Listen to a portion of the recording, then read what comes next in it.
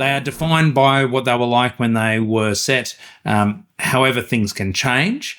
Plus, it's to whatever level of detail that is available to that map. It's not about finding the perfect map. It's just being wary of that there are always variations in what's on the map versus reality.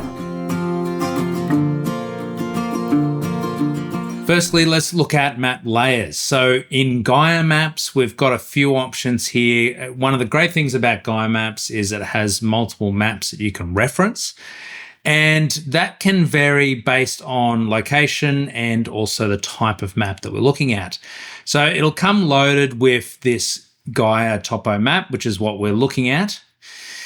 The good thing about this one is that when you go into it, it's the same throughout the world. So it's got pretty good coverage around it. It'll tell you where it's come from. It's based on OpenStreetMap, which means it's going to be relatively up to date because anyone can update it. So if someone comes across a lock gate, then they can mark it as a lock gate straight away.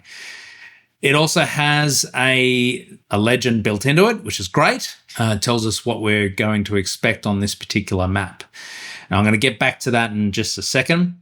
But the other key thing is to know the different types of maps we have available. So obviously, we can switch to a satellite view. A lot of the mapping software will show us both mapped and satellite views, which is great.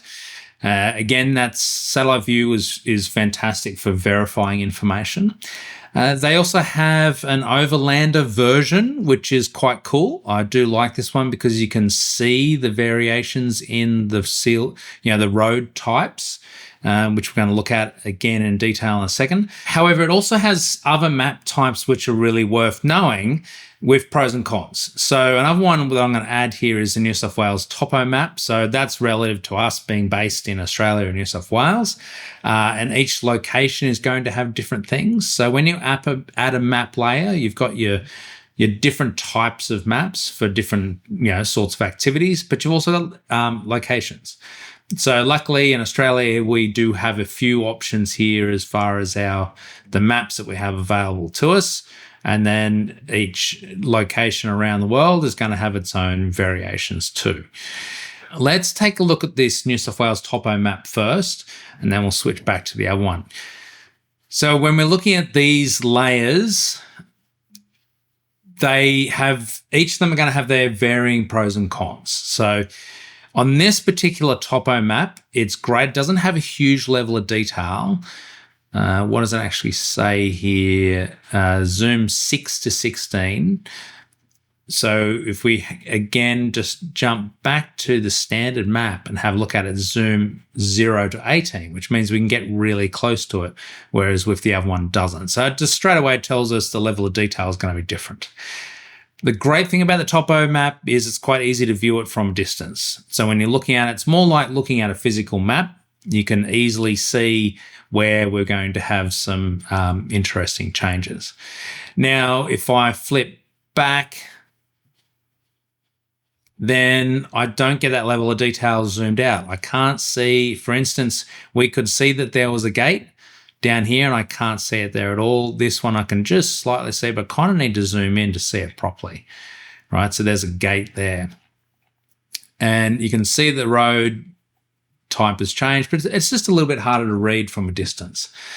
So it's always a good idea to build your plan based on whichever map is going to suit the way you're planning it, but then verify it with another layer. You throw another layer over the top and see whether it's telling you the same things. Is one of those layers showing a gate and one's not? The unfortunate part is that which one do you believe? Because just because it's on one doesn't mean it's missing from the other one. It might be that it's mistakenly on one and it shouldn't be. So maybe it's marked as a lock gate and it's actually not locked. So this is really not about being absolute. It's about helping you build your contingencies into the plan. Let's take a look at some of these layers. In the legend, we can see we've got a bunch of options. These are really just symbols for things that we might need to know. So obviously there's a gate there. That's a key one. Whole bunch of different adventures represented here. But as far as building the plan, probably gate is a key one there. Information is also a key one. But it really comes down to the road and track types that are the things that we need to know. So most of this is pretty obvious when it comes to what you can see. The thicker it is, the bigger it is, the more main the road is. That makes sense. On this particular map, it then signifies between a gravel road and a dirt road, which is great. It's good to know. And then also what's a trail versus a road. So when it comes to a road, meaning it's a public road, anyone can drive on it. A trail sometimes can mean that you can access it with a motorbike, and sometimes it means you can't. Sometimes it means it's hiking only and there's no bikes allowed. So some of that is going to, this one obviously does give you a reference that you can take these particular modes of transport, but it can vary. And also, depending on, like this one, I actually haven't seen any of these symbols in Australia. Those are probably quite heavily detailed in the US, where this mapping system is based. But depending on where you are in the world, it may or may not have that level of detail that you need, even though it is referenced in the legend.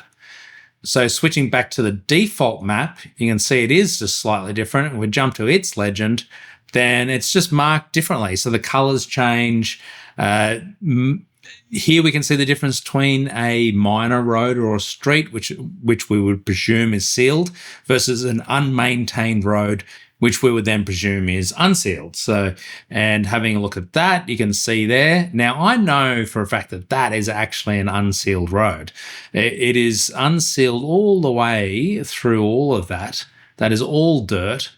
Up until you get pretty much near Safala. So it's interesting again that this road is saying, it's a road, but according to this, it's a minor road or street, which, if you presumed it to be sealed, that would not be the case. So they're the things to look out for.